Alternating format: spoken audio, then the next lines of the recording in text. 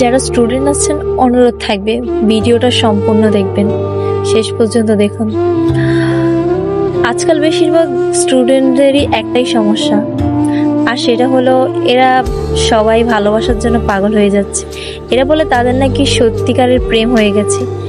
তাহলে আমি আপনাকে বলতে চাই, এই পৃথিবীতে প্রেম ভালোবাসা বলতে কিচ্ছু নেই। আর যদিও সেটা হয়, তবে তার সংখ্যাটা খুবই রেয়ার। তাই আজকাল যা কিছু হচ্ছে সেটা কেবলমাত্র অ্যাডিকশন।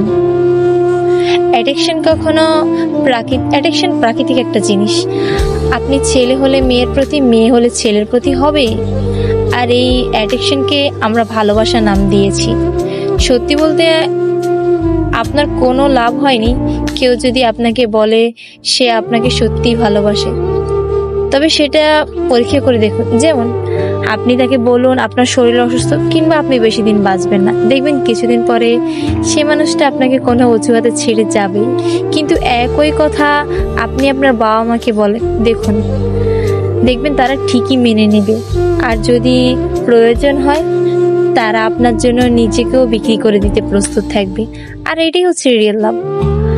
আর আজকাল রাজলোকরা অ্যাডিকশনকে লাভ মনে করছে, আর এই জন্য নিজের জীবনটাকেও নষ্ট করে দিচ্ছে।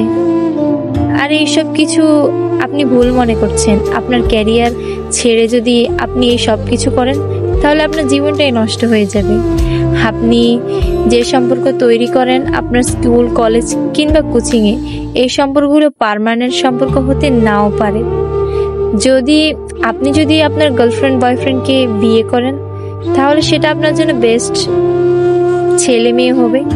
কিন্তু আপনার বাবা মা যাকে পছন্দ করবে সেটা আপনার জন্য ইউনিক হবে।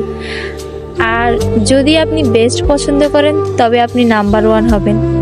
আর যদি আপনি ইউনিক পছন্দ করেন, তাহলে আপনি you will one and only one হবেন।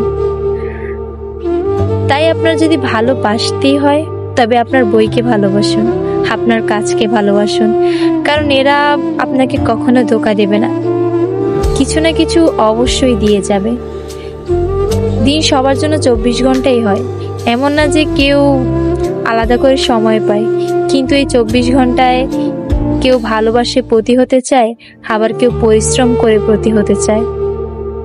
এখন আপনিই ভেবে দেখুন তো, আপনি কি হতে চান?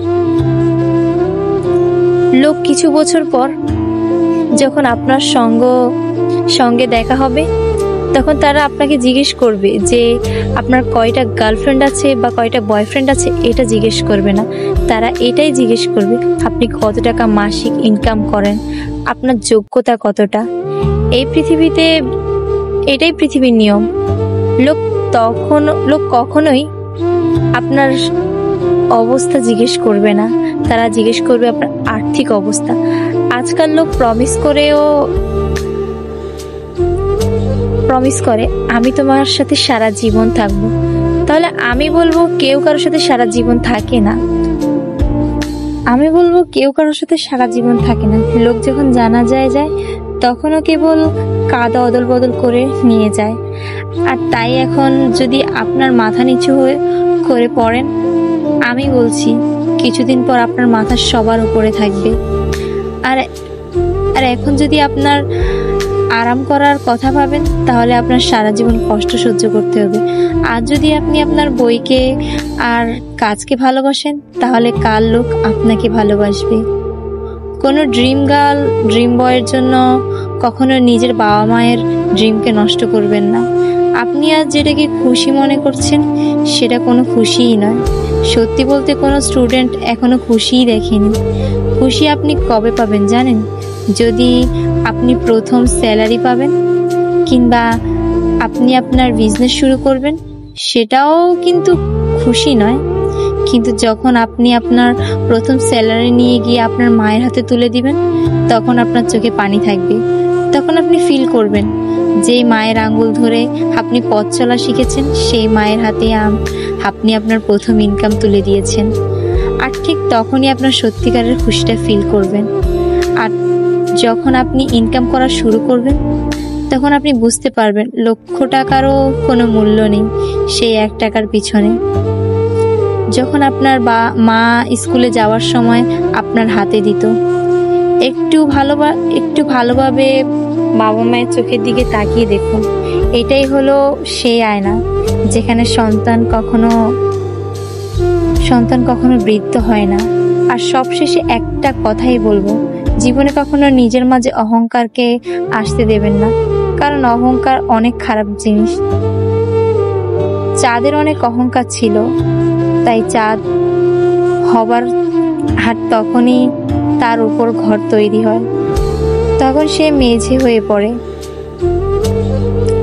তাই অহংকার করবেন না। যেদিন আপনার মধ্যে অহংকার আসা শুরু করবে যে আমি অনেক বড় হয়ে গেছি, অনেক কিছু জেনে গিয়েছি, অনেক কিছু পড়ে নিয়েছি, আমি অনেক সাকসেস হয়ে গিয়েছি, সেদিন আপনি কোনো কবরস্থান কিংবা কোনো শ্মশানে গিয়ে দেখবেন আপনার থেকে অনেক সেরা মানুষ আজ মাটির সাথে মিশে গেছে। তাই জীবনে কখনোই অহংকার করবেন না। সবাইকে ধন্যবাদ ভিডিওটা শেষ পর্যন্ত দেখার জন্য।